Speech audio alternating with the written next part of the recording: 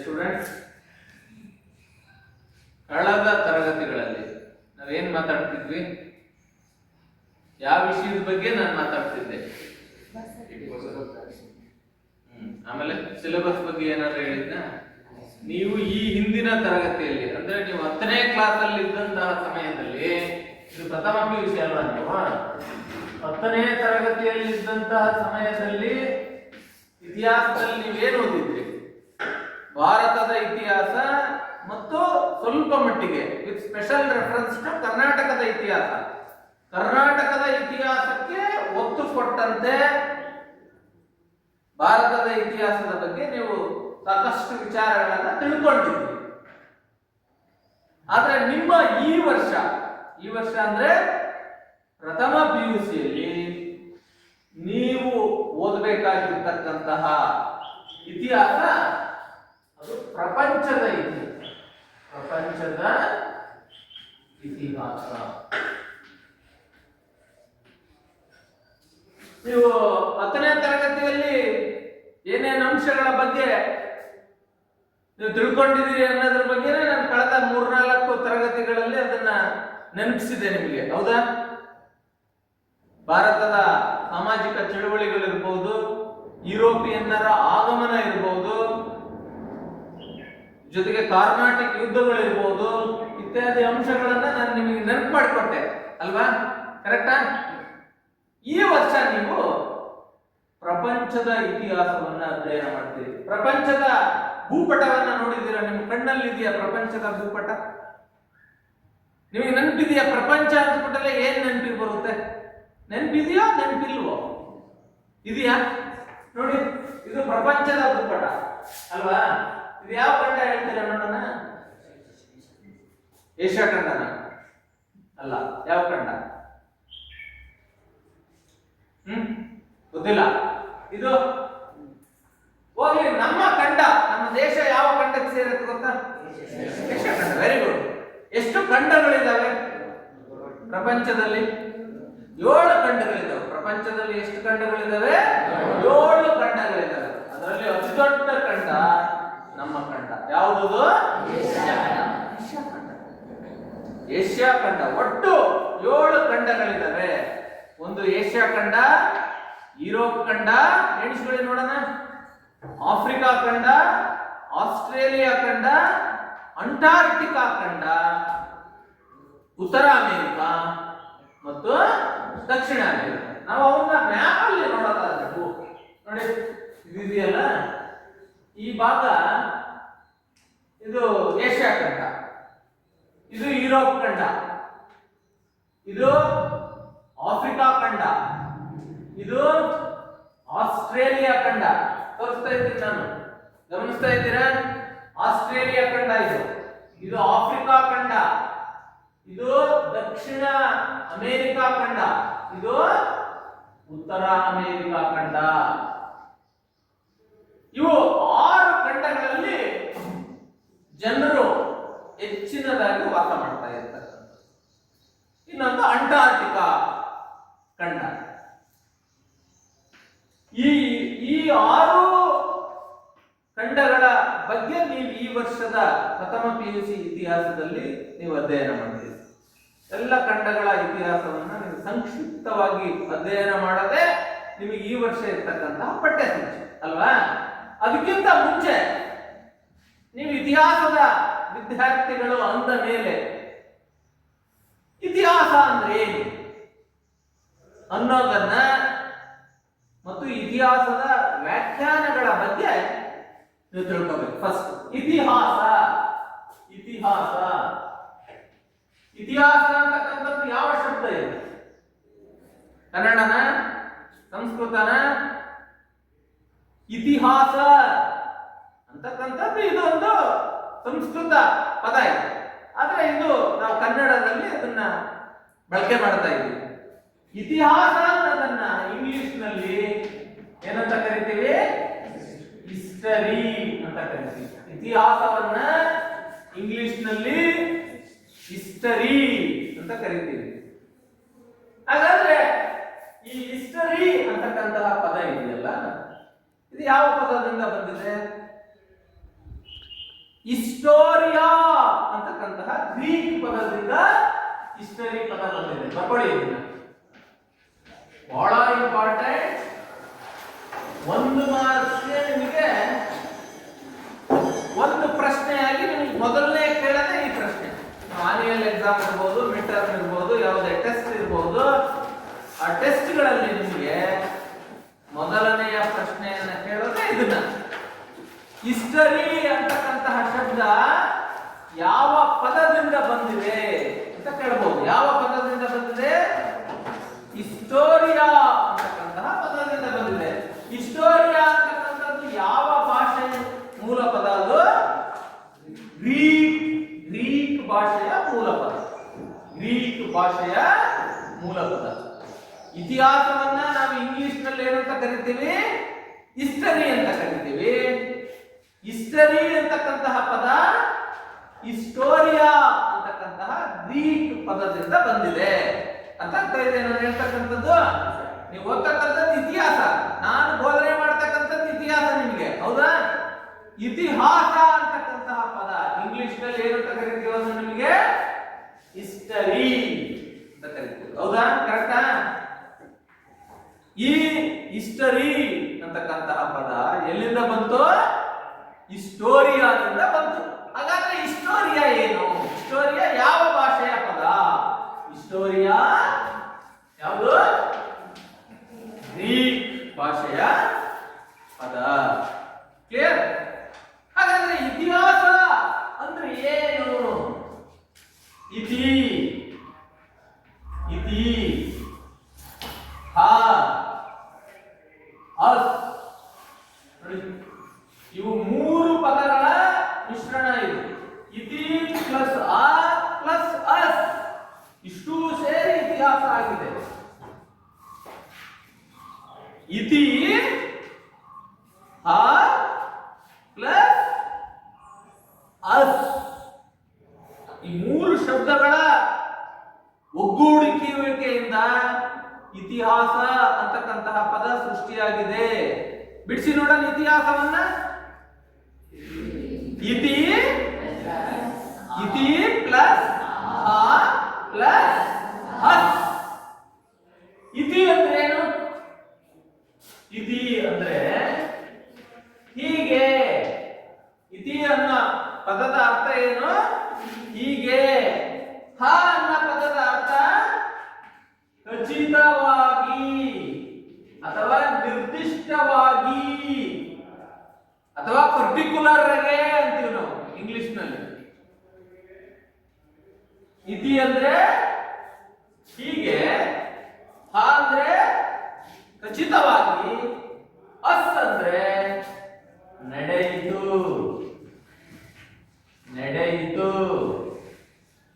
Us ಅಂದ್ರೆ ಏನು? ನಡೆಯಿತು. ಹಾಗಾದ್ರೆ ಇತಿಹಾಸ ಅಂತಕ್ಕಂತಹ ಪದದ ಅರ್ಥ ಏನು? ಹೀಗೆ ಖಚಿತವಾಗಿ ನಡೆಯಿತು. ಹೀಗೆ ಖಚಿತವಾಗಿ ನಡೆಯಿತು ಅಂತ ಹೇಳ್ತೀವಲ್ಲ, ಆ ಘಟನೆಯನ್ನ ನಾವು ಇತಿಹಾಸ ಅಂತೀವಿ. ಈ ಉದಾಹರಣೆ, ನಾನು ಪ್ರಾಚೀನ ಕಾಲದಲ್ಲಿ ಒಂದಾನೊಂದು ಕಾಲದಲ್ಲಿ ಒಬ್ಬ ರಾಜನಿದ್ದನಂತೆ ಅಂತೀವಿ. ಇತಿಹಾಸನ ಅದು. ಪ್ರಾಚೀನ ಕಾಲದಲ್ಲಿ ಚಂದ್ರಗುಪ್ತ ಮೌರ್ಯ ಎಂಬ ರಾಜ ಇದ್ದ ಅಂತೀವಿ. ಇದ್ರಾಗ ಯಾವ್ದು ಇತಿಹಾಸ ನೋಡಿ? ನಿಮ್ಗೆ ಅರ್ಥ ಆಗಿಲ್ಲ ಅನ್ಸುತ್ತೆ.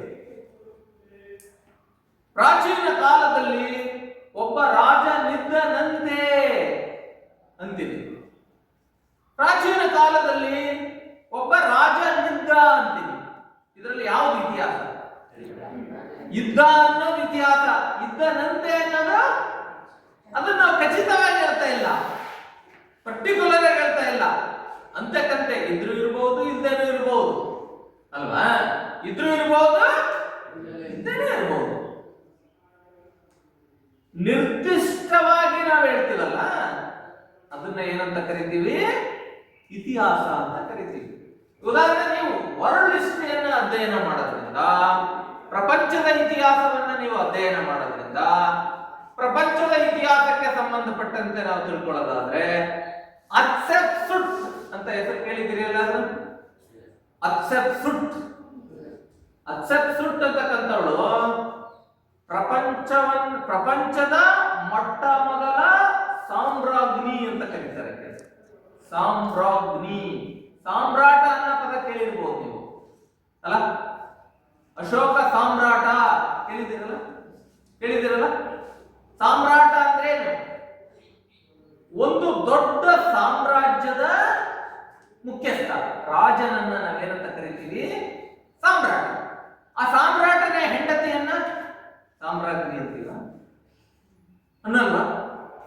ಅಂತೀವಲ್ಲ? ಅಂತೀವ ಅನ್ನಲ್ವಾ? ಹೇಳ್ಬೇಕು. ಇಲ್ಲ, ಅನ್ನಲ್ಲ. Correct, very good. ಅನ್ನಲ್ಲ. ಒಬ್ಬ ದೊಡ್ಡ ಸಾಮ್ರಾಟನ ಹೆಂಡತಿಯನ್ನ ರಾಣಿ ಅಂತ ಕರಿತೀವಿ, ಅಥವಾ ಮಹಾರಾಜನ ಹೆಂಡತಿಯನ್ನ ಮಹಾರಾಣಿ ಅಂತ ಕರಿತೀವಿ. ಅದರ ಸಾಮ್ರಾಟನ ಹೆಂಡತಿಯನ್ನ ಸಾಮ್ರಾಜ್ಞಿ ಅಂತ ಕರೆಯಲ್ಲ. ಇಲ್ಲಿ ಸಾಮ್ರಾಜ್ಞಿ ಅಂತ ಕರೆಯೋದು ಯಾರನ್ನ ಅಂದ್ರೆ, ಒಂದು ಸಾಮ್ರಾಜ್ಯದ ಆಡಳಿತದ ಮುಖ್ಯಸ್ಥೆಯಾಗಿ ಒಬ್ಬ ಮಹಿಳೆ ಇದ್ರೆ, ಅಂದ್ರೆ ರಾಜ ಹೇಗೆ ಆಳ್ತಾನೋ ರಾಜನ ತರ ಆ ರಾಣಿ ದೇಶದ ಮುಖ್ಯಸ್ಥರಾಗಿದ್ರೆ ಆಕೆಯನ್ನೇನಂತ ಕರಿತೀವಿ ನಾವು? ಸಾಮ್ರಾಜ್ಞಿ ಅಂತ ಕರಿತೀವಿ. ಈ ರೀತಿ ಜಗತ್ತಿನಲ್ಲಿ ಆದಂತಹ ಮೊಟ್ಟ ಮೊದಲ ಸಾಮ್ರಾಜ್ಞಿ ಯಾರು ಗೊತ್ತಾ? ಅತ್ಸೆಪ್ಸುಟ್. ಯಾರು? ಅತ್ಸೆಪ್ಸುಟ್. ಈಕೆ ಜಗತ್ತನ್ನ ಆಳಿದಂತಹ ಮೊಟ್ಟ ಮೊದಲ ಮಹಿಳಾ ಆಡಳಿತಗಾರ ಹೇಳ್ಬೋದು. ಕಾಂಪಿಟೇಟಿವ್ ಎಕ್ಸಾಮ್ ಹೇಳ್ಬೋದು. ಅತ್ಸೆಪ್ಸುಟ್. ಈಗ ಇತಿಹಾಸ ಪದದ ಅರ್ಥವನ್ನ ನೀವು ತಿಳ್ಕೊಂಡ್ರಿ ಅಲ್ವಾ?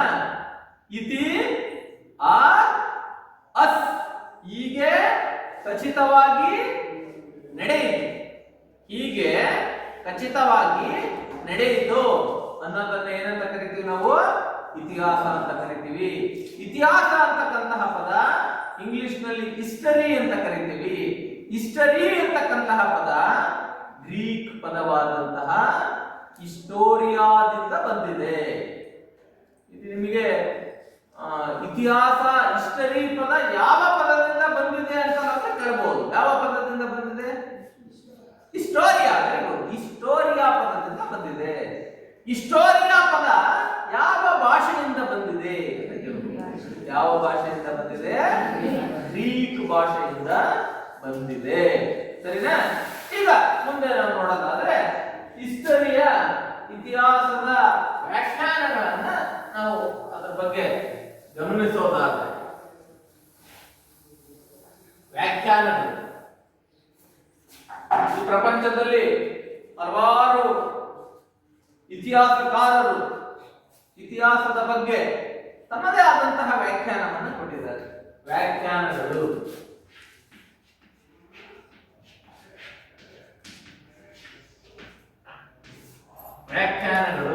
ವ್ಯಾಖ್ಯಾನಗಳು ಅಂದ್ರೆ ಇಂಗ್ಲಿಷ್ ನಲ್ಲಿ ಏನಂತೀವಿ? ಡೆಫಿನಿಷನ್ಸ್ ಅಂತ ಕರಿತೀವಿ. ಮೊದಲನೆಯ ಇತಿಹಾಸಕಾರ ಹೆರೋಡೋಟಸ್.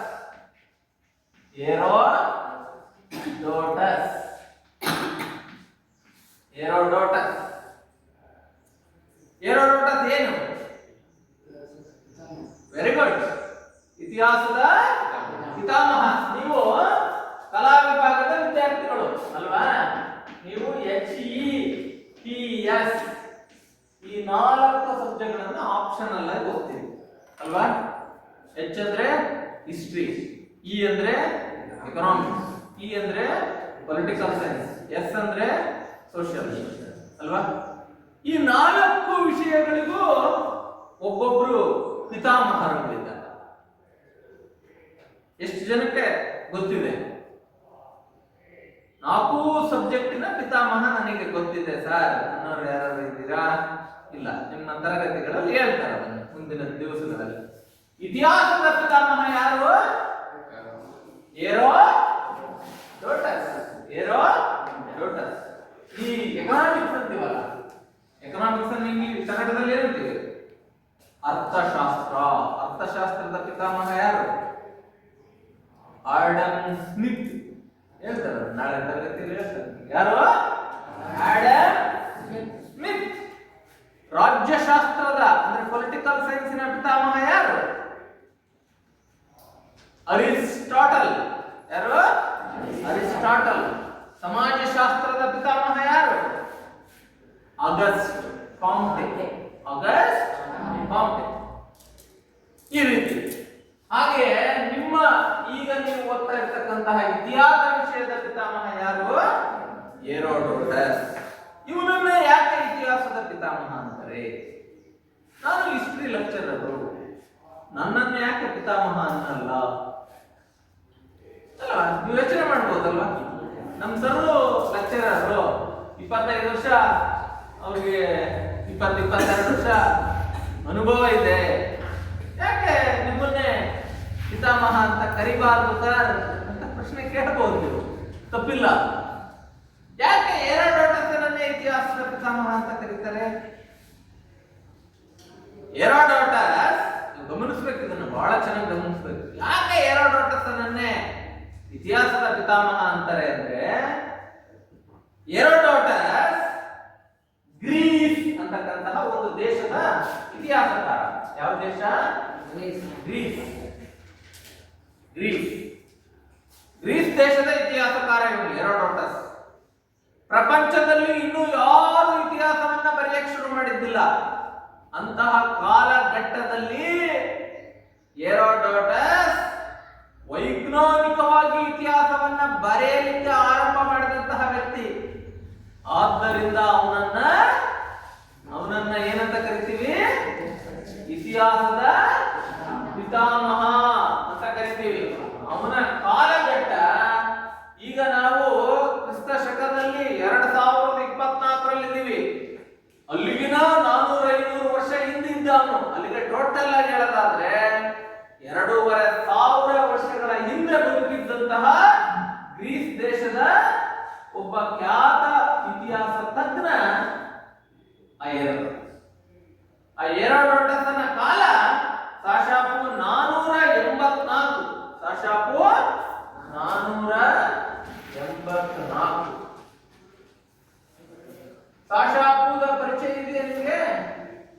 ಕ್ರಿಸ್ತ ಪೂರ್ವ ಅಂತ ಹೇಳ್ತಿದ್ರೆ ನಿಮ್ಗೆ 10ನೇ ಕ್ಲಾಸ್ನಲ್ಲಿ ಆ ಕ್ರಿಸ್ತ ಪೂರ್ವ ಹೇಳ್ತಿದ್ರಲ್ಲ, ಅದನ್ನೇ ನಾವಿಲ್ಲಿ ಸಾಶಾಪು ಅಂತ ಕರಿತೀವಿ. ಕ್ರಿಸ್ತ ಪೂರ್ವ ಅಂದ್ರೆ ಕ್ರಿಸ್ತ ಹುಟ್ಟೋದಕ್ಕಿಂತ ಮೊದಲು ಅಂತ, ಕ್ರಿಸ್ತ ಶಕ ಅಂದ್ರೆ ಕ್ರಿಸ್ತ ಹುಟ್ಟಿದ ನಂತರ ಅಂತ. ಇಲ್ಲಿ ಸಾಶಾಪು ಅಂದ್ರೆ ಅದಕ್ಕೆ ಬದಲಾಗಿ ನಾವಿಲ್ಲಿ ಕ್ರಿಸ್ತ ಶಕಕ್ಕೆ ಸಾಶಾ ಅಂತಕ್ಕಂತಹ ಶಬ್ದವನ್ನು ಬಳಸ್ತೀವಿ. ಕ್ರಿಸ್ತ ಪೂರ್ವಕ್ಕೆ ಸಾಶಾಪು ಅಂತ ಬಳಸ್ತೀವಿ. ಸಾಶಾಪು ಅಂದ್ರೆ ಸಾಮಾನ್ಯ ಶಕ ಪೂರ್ವ.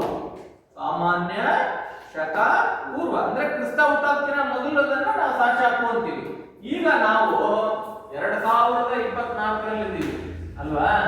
2024 ನಾವು ಇದ್ದೀವಿ ಅಂದ್ರೆ 2508 ವರ್ಷಗಳ ಹಿಂದೆ ಹುಟ್ಟಿದಂತವನು ಯಾರು?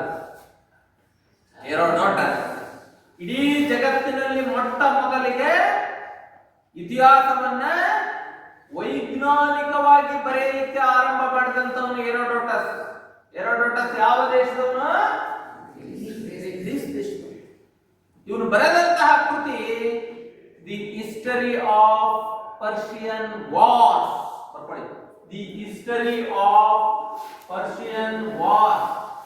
The history of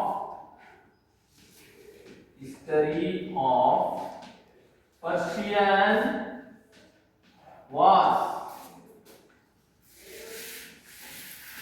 the history of Persian wars, ಅಥವಾ ಇದನ್ನು ಕನ್ನಡದಲ್ಲಿ ಹೇಳೋದಾದ್ರೆ ಪರ್ಷಿಯನ್ ಕದನಗಳ ಇತಿಹಾಸ ಅಂತ ಕರೀತಾರೆ. ಪರ್ಷಿಯನ್ ಕದನಗಳ ಇತಿಹಾಸ ಕಾಣಿಸ್ತಾ ಇದೆಯಾ ನಿಮ್ಗೆ? ಇದು ಕೋಡಿಯಲ್ಲಿ ಏನಾದ್ರು ಅಡ್ಡ ಇದೆಯಾ? ಜೀವನ್ ಕಾಣುತ್ತಲ್ಲ? The history of Persian wars. The history of Persian wars ಯಾರ ಕೃತಿ ಇದು? ಕೇಳಬಹುದು ಒಂದು ಭಾಷೆ.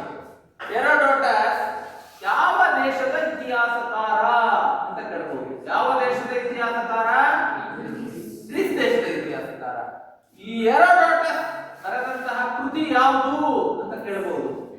ಯಾವುದು? Persian wars.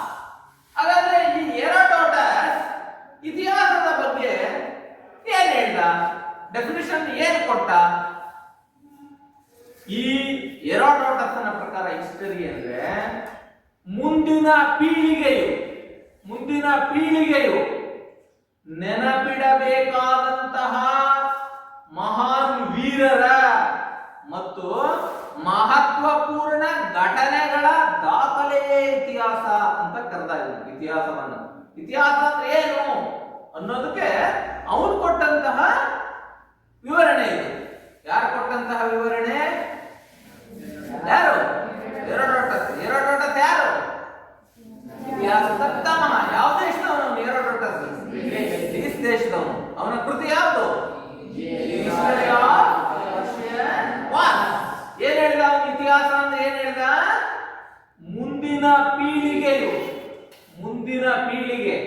ಪೀಳಿಗೆ ಅಂದ್ರೆ ನೆಕ್ಸ್ಟ್ ಜನರೇಷನ್. ನಿಮ್ಮ ಮಕ್ಕಳಿರ್ಬಹುದು, ನಿಮ್ಮ ಮೊಮ್ಮಕ್ಕಳಿರ್ಬಹುದು, ಅದನ್ನ ನೆಕ್ಸ್ಟ್ ಜನರೇಷನ್ ಅಂತ ಕರಿತೀವಿ ನಾವು. ಮುಂದಿನ ಪೀಳಿಗೆಯು ನೆನಪಿಡಬೇಕಾದಂತಹ ಮಹಾನ್ ವ್ಯಕ್ತಿಗಳ ಅಥವಾ ಮಹತ್ವಪೂರ್ಣ ಘಟನೆಗಳ ದಾಖಲೆಯೇ ಇತಿಹಾಸ. ನೋಡಿ, ನಿಮ್ಮ ಅಜ್ಜರ ಕಾಲದಲ್ಲಿ ನಮ್ಮ ದೇಶ ಸ್ವಾತಂತ್ರ್ಯ ಬಂತು. ನಮ್ಮ ದೇಶಕ್ಕೆ ನಿಮ್ಮ ಅಜ್ಜರ ಕಾಲದಲ್ಲಿ ದ್ವಿತೀಯ ಮಹಾಯುದ್ಧ ನಡೀತು ಪ್ರಪಂಚದಲ್ಲಿ. ಅದನ್ನ ನಾವು ಓದ್ತೀವಲ್ವಾ? ಸ್ವಾತಂತ್ರ್ಯ ಹೋರಾಟವನ್ನ ನಾವು ಓದ್ತೀವಲ್ವಾ? ಇದು ಯಾರ ಕಾಲದ್ದು? ಒಂದು 70-83 ವರ್ಷದ ಕೆಳಗಿಳಿದು ಅಲ್ವಾ? ನಾವೀಗ ಅದನ್ನ ಓದ್ತಾ ಇದ್ದೀವಲ್ವಾ? ಅದನ್ನ ನಮ್ಮ ಇತಿಹಾಸಕಾರರು ದಾಖಲೆ ಮಾಡಿದಾರಲ್ವಾ? ಮುಂದಿನ ಪೀಳಿಗೆ, ಈಗ ನಮ್ಮ ಅಜ್ಜರ ಕಾಲಕ್ಕೆ, ನಮ್ಮ ಮುತ್ತಜ್ಜರ ಕಾಲಕ್ಕೆ ನಾವೇ ಮುಂದಿನ ಪೀಳಿಗೆ ಅಲ್ವಾ? ಮುಂದಿನ ಪೀಳಿಗೆಯು ನೆನಪಿಡಬೇಕಾದಂತಹ ಮಹಾನ್ ವ್ಯಕ್ತಿಗಳು ಅಂದ್ರೆ ಯಾರು? ಡಾಕ್ಟರ್ BR ಅಂಬೇಡ್ಕರ್ ಇರ್ಬೋದು, ಮಹಾತ್ಮ ಗಾಂಧೀಜಿ ಇರ್ಬೋದು, ಪಂಡಿತ್ ಜವಾಹರ್ಲಾಲ್ ನೆಹರು ಇರ್ಬೋದು. ಇವರೆಲ್ಲ ಮಹಾನ್ ವ್ಯಕ್ತಿಗಳು. ಮಹತ್ವಪೂರ್ಣ ಘಟನೆಗಳಿರ್ಬೋದು. ಘಟನೆಗಳು ಅಂದ್ರೆ ದ್ವಿತೀಯ ಮಹಾಯುದ್ಧ ಇರ್ಬೋದು, ಸ್ವಾತಂತ್ರ್ಯ ಸಂಗ್ರಾಮ ಇರ್ಬೋದು. ಇವೆಲ್ಲ ಘಟನೆಗಳು. ಇಂತಹ ಘಟನೆಗಳನ್ನ ನೆನಪಿಡ್ತೀವಲ್ಲ, ನಾವು ಓದ್ತೀವಲ್ಲ, ಇದೇ ಇತಿಹಾಸ ಅಂತ ಹೇಳ್ತಾರೆ. ಯಾರು ಹೇಳಿದ್ರು? ಕ್ಲಿಯರ್? ಒಂದು ಡೆಫಿನೇಷನ್ ಅಲ್ಲಿ ಕ್ಲಿಯರ್ ಅಂತ ಅರ್ಥ ಆಗ್ತದೆ ಅಂತ ನಾನು ಹೇಳೋದು. ಅರ್ಥ ಆಗ್ತಾ ಇದೆಯಾ? ಅರ್ಥ ಆಗಿದೆ ಅಂದ್ರೆ ನಾನು ಮುಂದಕ್ಕೆ ಹೋಗ್ತೀನಿ. ಎರಡನೇ ಡೆಫಿನೇಷನ್ ಬರ್ತೀನಿ. ಹೆರೋಡೋಟಸ್ ಗ್ರೀಸ್ ದೇಶದ ಇತಿಹಾಸಕಾರ. ಈತನ ಶ್ರೇಷ್ಠ ಕೃತಿ ಹಿಸ್ಟರಿ ಆಫ್ ಪರ್ಷಿಯನ್ ವಾರ್ಸ್. ಈತನ ಪ್ರಕಾರ ಇತಿಹಾಸ ಅಂದ್ರೆ ಮುಂದಿನ ಪೀಳಿಗೆಯು ನೆನಪಿಡಬೇಕಾದಂತಹ ಮಹಾನ್ ವ್ಯಕ್ತಿಗಳ ಅಥವಾ ಮಹತ್ವಪೂರ್ಣ ಘಟನೆಗಳ ದಾಖಲೆಯೇ ಇತಿಹಾಸ ಅಂತ ಕರೆದ. ಕ್ಲಿಯರ್? ಇನ್ನು ಎರಡನೇ ಇತಿಹಾಸಕಾರ ಸಂತ ಅಗಸ್ಟೈನ್. ಸಂತ ಅಗಸ್ಟನ್ ಅನ್ನ ಇಂಗ್ಲಿಷ್ ನಲ್ಲಿ ಸೈಂಟ್ ಅಗಸ್ಟನ್ ಅಂತಲೂ ಕೂಡ ಕರಿತೀವಿ. ಇವನ ಕೃತಿ ದಿ ಸಿಟಿ ಆಫ್ ಗಾಡ್.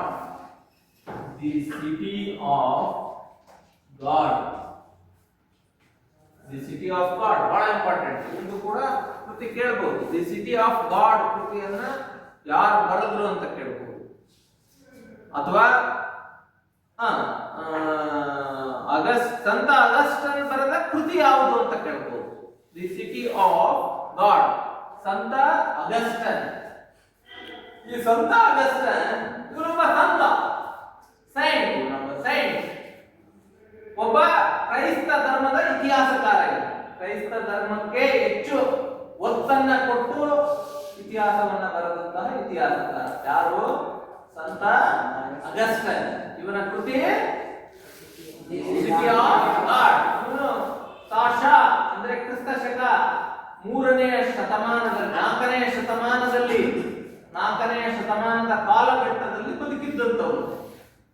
ಈ ಸಂತ ಅಗಸ್ಟನ್ ಇತಿಹಾಸದ ಬಗ್ಗೆ ಏನು ಡೆಫಿನೇಷನ್ ಅನ್ನ ಕೊಡ್ತಾನೆ ಅಂದ್ರೆ, ಇತಿಹಾಸವು ದೇವರು ಮತ್ತು ಸೈತಾನನ ನಡುವಿನ ಸಂಘರ್ಷದ ಕಥೆಯಾಗಿತ್ತು.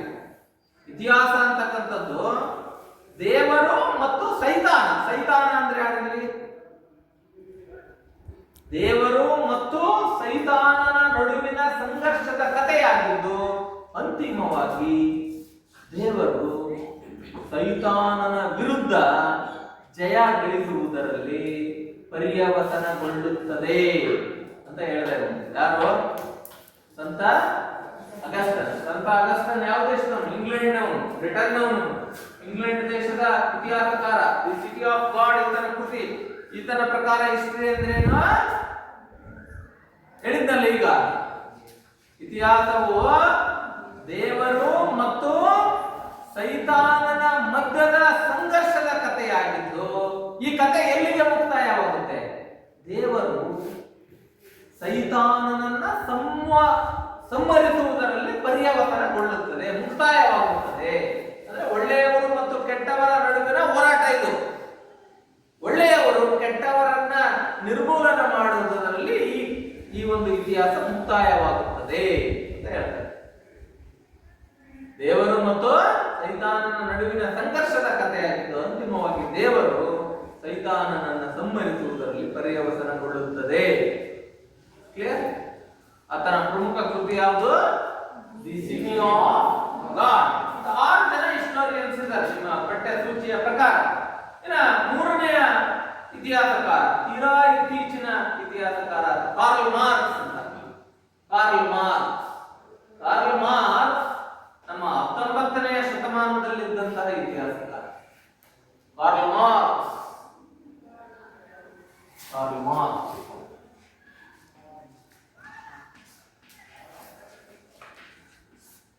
ಇದೊಂದೊಂಥರ ಡಿಫರೆಂಟ್ ಡೆಫಿನೇಷನ್, ಭಿನ್ನ ರೀತಿಯ ವ್ಯಾಖ್ಯಾನವನ್ನ ಈತ ಇತಿಹಾಸದ ಬಗ್ಗೆ ಕೊಟ್ಟಿದ್ದಾನೆ. ಇತಿಹಾಸ ಅಂತಕ್ಕಂಥದ್ದು ಜರ್ಮನಿ ದೇಶದಲ್ಲಿದ್ದ.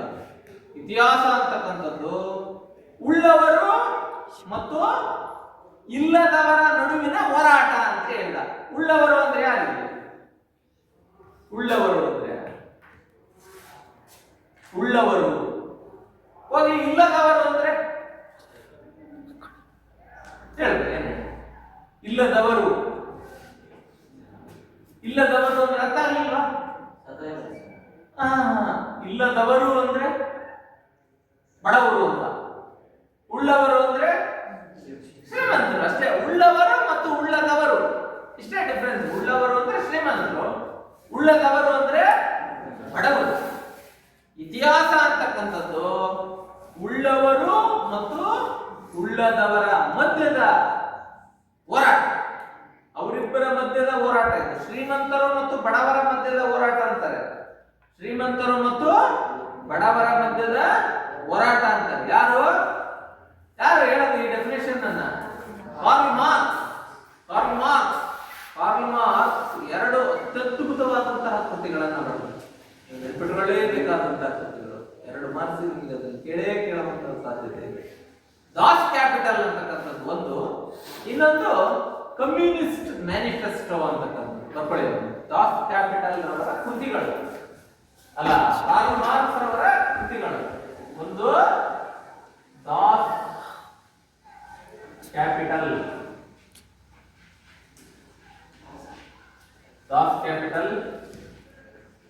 ಕಮ್ಯುನಿಸ್ಟ್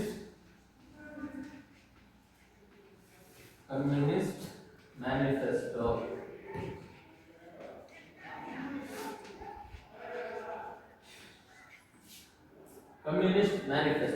ಬಹಳ ಶ್ರೇಷ್ಠವಾದ ಕೃತಿಗಳಿವು. ಜಗತ್ತಿನ ಇತಿಹಾಸದಲ್ಲಿ ಬಹಳಷ್ಟು ಪರಿಣಾಮಕಾರಿಯಾದಂತಹ ಕೃತಿಗಳಿವು. ಯಾರವು? ಕಾರ್ಲ್ ಮಾರ್ಕ್ಸ್ ರಚಿಸಿರ್ತಕ್ಕಂತಹ ಕೃತಿಗಳು. ಒಂದು ದಾಸ್ ಕ್ಯಾಪಿಟಲ್, ಇನ್ನೊಂದು ಕಮ್ಯುನಿಸ್ಟ್ ಮ್ಯಾನಿಫೆಸ್ಟೋ ಅಂತಕ್ಕಂಥದ್ದು. Karl Marx. ನೆಕ್ಸ್ಟ್ ಮೂರನೇ ಇತಿಹಾಸಕಾರ. 4ನೇ ಇತಿಹಾಸಕಾರರನ್ನ ನಾವು ನೋಡೋದಾದ್ರೆ ಜೆ.ಬಿ. ಬ್ಯೂರಿ ಅಂತಕ್ಕಂಥದ್ದು. ಜೆ.ಬಿ.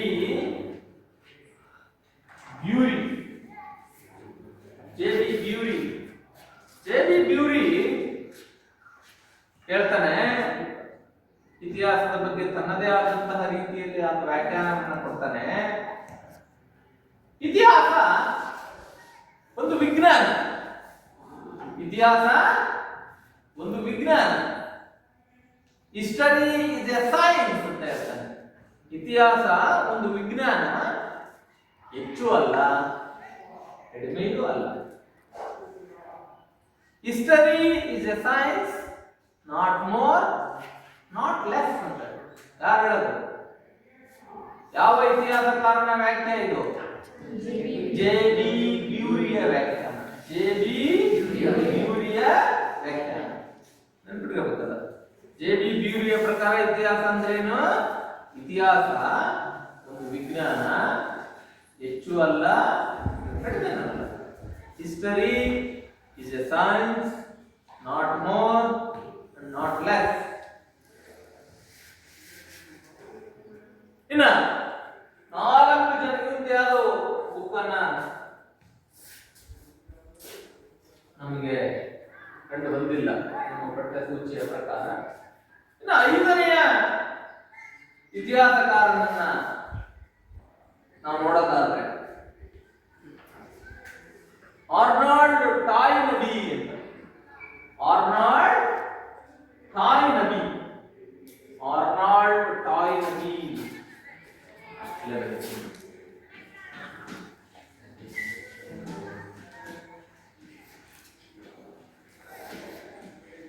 Arnold Toynbee. ಆರ್ನಾಲ್ಡ್ ಟಾಯ್ನಬಿ ಇದು ಮತ್ತೊಬ್ಬ ಶ್ರೇಷ್ಠ ಇತಿಹಾಸಕಾರ. Arnold Toynbee. Arnold Toynbee Britain ದೇಶದ ಇತಿಹಾಸಕಾರ. ಈತನ ಶ್ರೇಷ್ಠ ಕೃತಿ a study of history. A study of history. Britain ಎಲ್ಲಿ ಬರುತ್ತೆ ಗೊತ್ತಾ? ಬ್ರಿಟನ್ ಯುರೋಪ್ ಖಂಡದಲ್ಲಿ ಬರುತ್ತೆ. ಇಲ್ಲಿ ಬರುತ್ತೆ. ಬ್ರಿಟನ್ ಯುರೋಪ್ ಖಂಡದಲ್ಲಿದೆ, ಸರಿನಾ? ಬ್ರಿಟನ್ ಅಂದ್ರೆ ಇಂಗ್ಲೆಂಡ್. ನಮ್ಮ ನಾಡಿನವರು ಅವರೇ. ಯಾರು? ಎ ಸ್ಟಡಿ ಆಫ್ ಹಿಸ್ಟರಿ ಅಂತಕ್ಕಂಥದ್ದು ಆರ್ನಾಲ್ಡ್ ಟಾಯ್ನಬಿ ಅವರು ರಚಿಸಿದಂತಹ ಶ್ರೇಷ್ಠ ಕೃತಿ. ಈತನ ಪ್ರಕಾರ ಇತಿಹಾಸ ಅಂದರೆ ಯಾರ ಪ್ರಕಾರ? ಸ್ವಲ್ಪ ಬಾಯಿ. ಆರ್ನಾಲ್ಡ್ ಟಾಯ್ನಬಿಯ ಪ್ರಕಾರ ಇತಿಹಾಸ ಎಂದರೆ ನಾಗರಿಕತೆಗಳ ಏಳು ಬೀಳಿನ ಕಥೆಯೇ ಇತಿಹಾಸ. ನಾಗರಿಕತೆಗಳ ಏಳು ಬೀಳಿನ ಕಥೆಯೇ ಇತಿಹಾಸ. ನಾಗರಿಕತೆ ಅಂದ್ರೆ ಸಿವಿಲೈಸೇಷನ್ ಅಂತ ಕರಿತೀವಿ. ಪ್ರಾಚೀನ ಕಾಲದಲ್ಲಿ ಹಲವಾರು ನಾಗರಿಕತೆಗಳು ಇತ್ತು.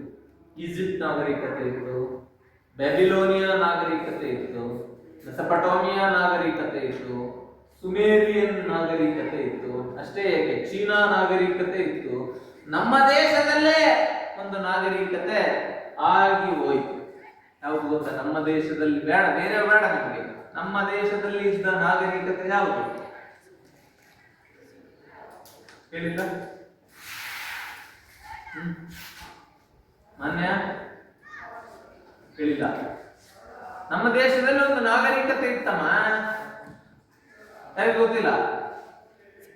ಸಿಂಧೂ ಬಯಲಿನ ನಾಗರಿಕತೆ, ಇಂಡಸ್ ವ್ಯಾಲಿ ಸಿವಿಲೈಸೇಷನ್ ಅಂತ ಕರೀತೀವಿ. ಈ ಎಲ್ಲ ನಾಗರಿಕತೆಗಳು ಸರಿಸುಮಾರು 2,500 ವರ್ಷದ ಹಿಂದೆ ಇದ್ದಂತಹ ನಾಗರಿಕತೆ.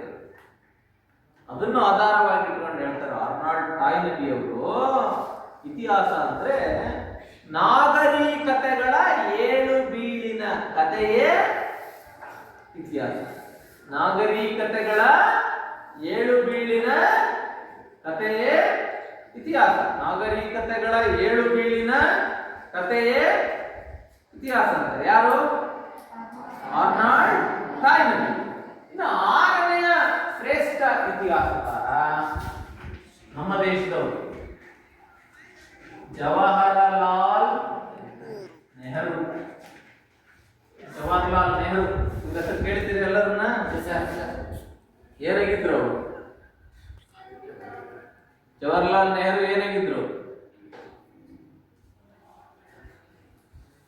ಈ ದೇಶದ ಮೊದಲ ಪ್ರಧಾನಮಂತ್ರಿ. ಇವತ್ತಿನ ತನಕನೂ ಕೂಡ ಸುದೀರ್ಘವಾದ ಅವಧಿಗೆ ಪ್ರಧಾನಮಂತ್ರಿ ಆಗಿದ್ದಂಥವ್ರು ಅವರೇ. ಯಾರು? ಜವಾಹರಲಾಲ್ ನೆಹರು. ಸುಮಾರು 17 ವರ್ಷಗಳ ಕಾಲ ಈ ದೇಶದ ಪ್ರಧಾನಮಂತ್ರಿಗಳಾಗಿದ್ದರು. 1947ರಿಂದ 1964ರವರೆಗೆ ಅವರು 2 ಶ್ರೇಷ್ಠ ಕೃತಿಗಳನ್ನ ಬರೆದಿದ್ದಾರೆ. ಯಾರು? ಯಾವ್ಯಾವ ಗೊತ್ತಾ? ಒಂದು discovery of India. Discovery of India ನೋಡಿ. Discovery of India. ಇನ್ನೊಂದು the glimpses of the world history. The glimpses of the world history ಎರಡನೇದು. ಡಿಸ್ಕವರಿ ಆಫ್ ಇಂಡಿಯಾ ಅಂದ್ರೆ ಭಾರತ ದರ್ಶನ ಅಂತ ಅದರ ಕನ್ನಡ ಅನುವಾದ. The glimpses of the world history ಅಂದ್ರೆ ಪ್ರಪಂಚ ಇತಿಹಾಸದ ಇಣುಕು ನೋಟ. ಪ್ರಪಂಚ ಇತಿಹಾಸದ ಇಣುಕು ನೋಟ. ಈ ಎರಡನೇ ಕೃತಿ ಇದೆಯಲ್ಲ, ಯಾವ್ದು ಎರಡನೇ ಕೃತಿ? ಯಾವುದು ಯಾವುದು? ಪ್ರಕರಣ ಇಲ್ಲ ಅನ್ಸುತ್ತೆ ನೀವು. ಪ್ರಕರಣ ಅಲ್ಲ. The glimpses of the world history. The glimpses of the world history.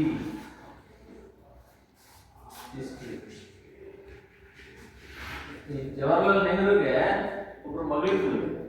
ಗೊತ್ತಾ ಯಾರು ಅವ್ರ ಮಗಳು? ನೆಹರು ಮಗಳ ಯಾರು ಗೊತ್ತಾ? ಇಂದಿರಾ ಪ್ರಿಯದರ್ಶಿನಿ ಅಂತ ಕೇಳಿದ್ದೀರಾ? ಇಂದಿರಾ ಗಾಂಧಿ. ಇಂದಿರಾ ಗಾಂಧಿ ಬೇರೆ ಯಾರು ಅಲ್ಲ, ಪಂಡಿತ್ ಜವಾಹರ್ಲಾಲ್ ನೆಹರೂರವರ ಮಗಳು. ಅವರು ತಮ್ಮ ಮಗಳಿಗೆ ಬರೆದಂತಹ ಪತ್ರಗಳ ಸಂಕಲನ ಅದು. ಯಾವುದು? The glimpses of the world history. ಪ್ರಪಂಚ ಇತಿಹಾಸದ ಇಣುಕು ನೋಟ. ಈ 2 ಶ್ರೇಷ್ಠ ಕೃತಿಗಳನ್ನ ನೆಹರೂರವರು ಬರೆದರು. ಈ ನೆಹರೂರವರ ಪ್ರಕಾರ ಹಾಗಾದ್ರೆ ಇತಿಹಾಸ ಅಂದ್ರೆ ಏನು ಅನ್ನೋದನ್ನು ನಾವು ನೋಡೋದಾದ್ರೆ, ಅನಾಗರಿಕತೆಯಿಂದ ನಾಗರಿಕತೆಯೆಡೆಗೆ ಸಾಗಿ ಬಂದ ಮನುಕುಲದ ಕಥನವೇ ಇತಿಹಾಸ. ಅನಾಗರಿಕತೆ, ಅನಾಗರಿಕ ಆಗಿದ್ದ ಮಾನವ ಮೊದಲು ಅಲ್ವಾ? ನೀವು ಹೇಗೆ ಬಟ್ಟೆ ಹಾಕ್ಯಂತಿದ್ದೀರಲ್ಲ, ಪ್ರಾಚೀನ ಕಾಲದ ಮಾನವ ಬಟ್ಟೆ ಹಾಕ್ಯಂತಿದ್ದ. ಪ್ರಾಚೀನ ಅಂದ್ರೆ 4000-5000 ವರ್ಷಗಳ ಹಿಂದೆ ಇದ್ರಲ್ಲ ಮನುಷ್ಯರು. ಕಾಡು ಮೇಡಗಳಲ್ಲಿ ಅಳ್ಕೊಂಡು ಗೆಡ್ಡೆ ಗೆಣಸುಗಳನ್ನ ತಿನ್ಕೊಂಡು ಹಸಿ ಮಾಂಸವನ್ನ ಭಕ್ಷಣೆ ಮಾಡ್ಕೊಳ್ತಾ ಜೀವಿಸ್ತಾ ಇದ್ದಾರೆ. ಅದು ಅನಾಗರಿಕತೆಯ ಕಾಲ. ನೋಡಿ ಈಗ ಹೆಂಗಿದೆ, ನೀವು ಪ್ಯಾಂಟ್ ಶರ್ಟ್ ಹಾಕೊಂಡು ಬರ್ತೀರಲ್ವ, ಕಟಿಂಗ್ ಮಾಡಿಸ್ತೀರಿ, ಏರ್ ಕಟಿಂಗ್ ಮಾಡಿಸ್ತೀರಿ. ಆಗ ಏರ್ ಕಟಿಂಗ್ ಇತ್ತ ಇಲ್ಲ. ನೋಡಿ ಪ್ಯಾಂಟ್ ಶರ್ಟ್ ಚೂಡಿದಾರ್ ಹಾಕೊಂಡು ಬರ್ತೀರಿ ನೀವು ಅಲ್ವಾ? ದೊಡ್ಡ ದೊಡ್ಡ ಕಾಲೇಜುಗಳಲ್ಲಿ ಸೂಟ್ ಹಾಕೊಂಡು ಹೋಗ್ತಾರೆ ಹುಡುಗಿಯರು ಹುಡುಗರು ಅಲ್ವಾ? MBA BBM ಮಾಡ್ತಕ್ಕಂಥ ಕಾಲೇಜುಗಳಲ್ಲಿ ಈ ತರ ಕೋಟ್ ಹಾಕೊಂಡು ಹೋಗ್ತಾರೆ ಅಲ್ವಾ? ಇದೇನಿದು? ನಾಗರಿಕತೆ. ಅನಾಗರಿಕತೆಯಿಂದ ನಾಗರಿಕತೆಯೆಡೆಗೆ ಸಾಗಿ ಬಂದ ಮನುಕುಲದ ಕಥನವೇ ಇತಿಹಾಸ ಅಂತಾರೆ. ಯಾರು? ಜವಾಹರ್ಲಾಲ್ ನೆಹರು. ಈ 6 ಜನರ ಡೆಫಿನಿಷನ್ಸ್ ಮತ್ತು ಈ 6 ಜನರ ಕೃತಿಗಳನ್ನು ಮೊದಲನೇ ಇತಿಹಾಸಕಾರ ಯಾರು? ಹೆರೋಡೋಟಸನನ್ನ ಇತಿಹಾಸದ ಪಿತಾಮಹ ಅಂತ ಕರೀತೀವಿ. ಯಾಕೆ? ಇಡೀ ಜಗತ್ತಿನಲ್ಲಿ ಮೊಟ್ಟ ಮೊದಲ ಬಾರಿಗೆ ವೈಜ್ಞಾನಿಕವಾಗಿ ಇತಿಹಾಸವನ್ನ ಬರೆಯಲಿಕ್ಕೆ ಆರಂಭ ಮಾಡಿದ್ದೆ ಹೆರೋಡೋಟಸ್ ಅಲ್ವಾ? ಎರಡನೇ ಯಾರು? ಸಂತ ಅಗಸ್ಟಸ್. ಇವನು ಕ್ರಿಶ್ಚಿಯನ್ ಸಂತ. ಈತ ಬರೆದಂತಹ ಕೃತಿ ದಿ ಸಿಟಿ ಆಫ್ ಗಾಡ್. ಮೂರನೇ ಇತಿಹಾಸಕಾರ ಯಾರು? Karl Marx. ಇವನೊಬ್ಬ ವೈಜ್ಞಾನಿಕ ಇತಿಹಾಸಕಾರ, ವೈಜ್ಞಾನಿಕ ಸಮಾಜವಾದದ ಪಿತಾಮಹ ಅಂತ ಕರೀತಾರೆ ಇವನ್ನ. ಇವತ್ತು ಭಿನ್ನ ವ್ಯಾಖ್ಯಾನ. ಉಳ್ಳವರು ಮತ್ತು ಇಲ್ಲದವರ ಮಧ್ಯದ ಸಂಘರ್ಷದ ಕಥೆಯೇ ಇತಿಹಾಸ ಅಂತ. ಆದರೆ ಜಗತ್ತಿಗೆ ಎರಡು ಅದ್ಭುತವಾದ ಕೃತಿಗಳನ್ನ ಕೊಟ್ಟರು. ಯಾರು? Karl Marx. ದಾಸ್ ಕ್ಯಾಪಿಟಲ್ ಮತ್ತು ಕಮ್ಯುನಿಸ್ಟ್ ಮ್ಯಾನಿಫೆಸ್ಟೋ. ಇನ್ನು 4ನೇ ಇತಿಹಾಸಕಾರ ಜೆ ಬಿ ಬ್ಯೂರಿ. ಇತಿಹಾಸ ಒಂದು ವಿಜ್ಞಾನ, ಹೆಚ್ಚು ಅಲ್ಲ ಕಡಿಮೆನೂ ಅಲ್ಲ ಅಂತ ಹೇಳಿ. 5ನೇ ಇತಿಹಾಸಕಾರ ಆರ್ನಾಲ್ಡ್ ಟಾಯ್ಟಲಿ ಅವರು ಎ ಸ್ಟಡಿ ಆಫ್ ಹಿಸ್ಟರಿ ಎಂತಕ್ಕಂತಹ ಕೃತಿಯನ್ನ ಬರೆದರು. ಅವರ ಪ್ರಕಾರ ಇತಿಹಾಸ ಅಂದ್ರೆ ಏನ್ ಹೇಳಿದೆ ನಾನು ಏನ್ ಹೇಳಿದೆ? ನಾಗರಿಕತೆಗಳ ಏಳು ಬೀಳಿನ ಕಥೆಯೇ ಇತಿಹಾಸ ಅಂತ ಹೇಳಿದ್ರು. 6ನೇ ಇತಿಹಾಸಕಾರ ನಮ್ಮ ದೇಶದ ಪ್ರಧಾನಮಂತ್ರಿಗಳಾಗಿದ್ದಂತಹ ಪಂಡಿತ್ ಜವಾಹರ್ಲಾಲ್ ನೆಹರೂರವರು 2 ಶ್ರೇಷ್ಠ ಕೃತಿಗಳನ್ನು ಬರೆದರು. ಒಂದು ಡಿಸ್ಕವರಿ ಆಫ್ ಇಂಡಿಯಾ, ಇನ್ನೊಂದು the glimpses of the world history. Glimpses of the world history ಏನದು? ನನ್ನ ಮಗಳು ಇಂದಿರಾ ಪ್ರಿಯದರ್ಶನಿಗೆ ಅವರು ಬರೆದಂತಹ ಪತ್ರಗಳ ಒಂದು ಸಂಕಲನ, ಸರಿನಾ? ಅವರ ಪ್ರಕಾರ ಇತಿಹಾಸ ಅಂದ್ರೆ ಏನು? ಅನಾಗರಿಕತೆಯಿಂದ ನಾಗರಿಕತೆ ಎಡೆಗೆ ಸಾಗಿ ಬಂದ ಮನುಕುಲದ ಕಥನವೇ ಇತಿಹಾಸ. ನಾಳಿನ ತರಗತಿಯಲ್ಲಿ ನಾವು ಇತಿಹಾಸ ಅಧ್ಯಯನದ ಮಹತ್ವದ ಬಗ್ಗೆ ಚರ್ಚೆ ಮಾಡ್ತೀವಿ.